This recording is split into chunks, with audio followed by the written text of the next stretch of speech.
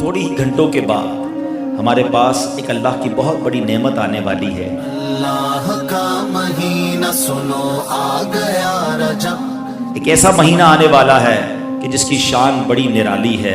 اس مہینے کی شان کیسی ہے؟ رحمت قبولیت کا ابر چھا گیا ہے اب۔ اس کے بارے میں نبی پاک علیہ الصلوۃ والسلام جب رجب آتا تھا نا تو میرے آقا یہ دعا فرمایا کرتے، اللہم بارک لنا فی رجب و شعبان و بلغنا رمضان۔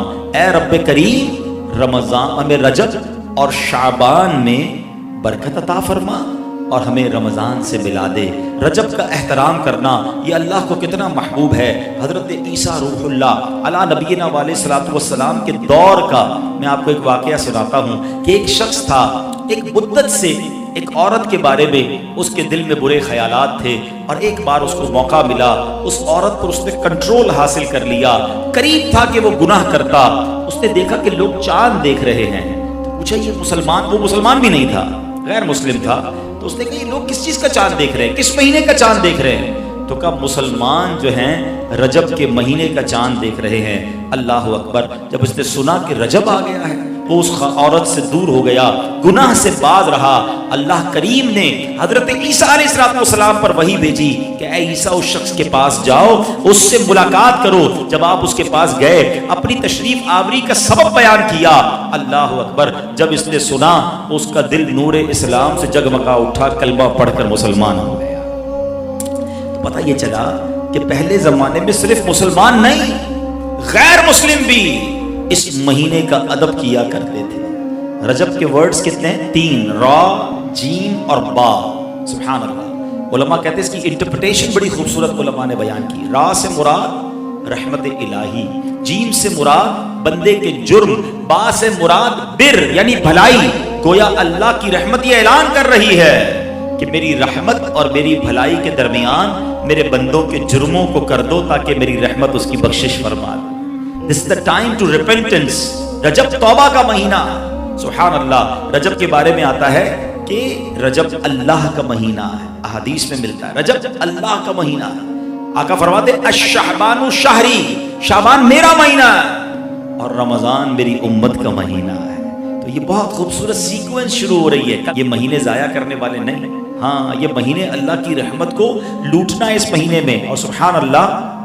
ایک بہت خوبصورت بات میں بتاؤں کہ نبی پاک علیہ الصلوۃ والسلام فرماتے ہیں 5 راتیں ایسی ہیں جس میں دعا رد نہیں ہوتی۔ حدیث پاک فرمایا رجب کی پہلی رات، 15 شعبان شب برات جو ہوتی ہے، ٹھیک ہے، پھر فرمایا جمعرات اور جمعے کے درمیان کی رات، نمبر 4 عید الفطر کی چاند رات، نمبر 5 عید الاضحیٰ کی چاند رات۔ اور رجب کے روزوں کی تو کیا بات ہے، احادیث میں یہ فضیلت آتی ہے جو رجب میں پہلے دن کا روزہ رکھے، پہلے رجب کا 3 سال کے گناہوں کا کفارہ ہے، دوسرے دن کا روزہ رکھے 2 سال کے گناہوں کا کفارہ، اور تیسرے دن کا روزہ رکھے تو 1 سال کے گناہوں کا کفارہ۔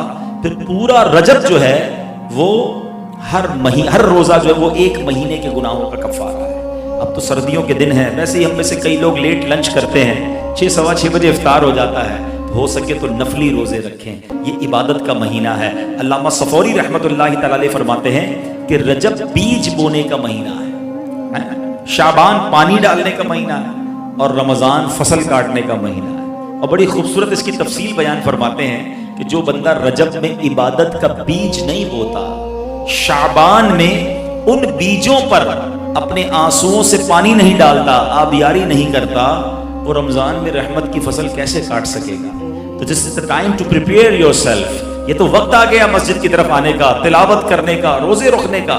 اگر کوئی دوری ہو گئی ہے عبادت سے تو پھر جڑ جائیں، اور رحمتوں والے مہینے شروع ہو رہے ہیں۔ تو اے میرے پیارے اسلامی بھائیوں، اللہ کرے کہ ہم رجب میں اللہ کی عبادت کر کے، اپنے گناہوں کی معافی مانگ کے ہم اس رجب کو اس طرح گزاریں۔ اور رجب میں ایک اور کام کرنے کا بڑا زبردست میں آپ کو بتا دوں کہ نبی پاک علیہ السلام فرماتے ہیں، حضرت عبداللہ ابن زبیر رضی اللہ عنہ سے روایت ہے کہ جو ماہ رجب میں کسی مسلمان کی پریشانی دور کرے، اللہ عز و جل اس کو جنت میں ایسا محل عطا فرمائے گا جو حد نظر تک وسیع ہوگا۔